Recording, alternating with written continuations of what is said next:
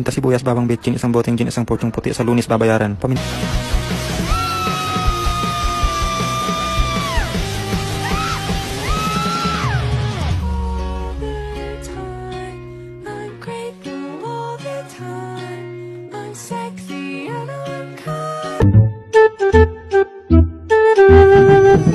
She was a fairy.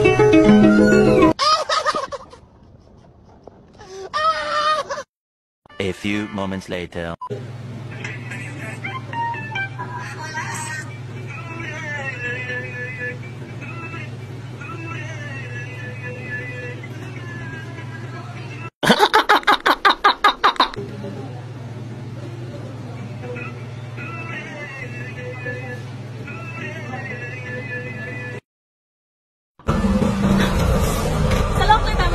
Naman tayo sa re-recall, naalala sa kanila yung mga terms and words in a way na walang order.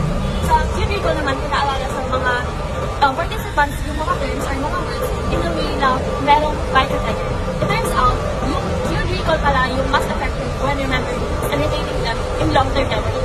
There are things naman such as accessibility and availability. Pag sinabing availability, it is the terms na stored in our long-term memory. Pag naman sinabing accessibility from the word itself, it is the degree to which we can gain access to information stored in our long-term memory. Intelligence retrieval. Processing speed influences initial recall but not long-term learning. Rehearsal strategies play a crucial role in long-term retention. Example sa intelligence, having the capacity to understand new information and concepts. Sa retrieval naman is practicing and applying the skills and drawing on past experience. I just wanna be part of your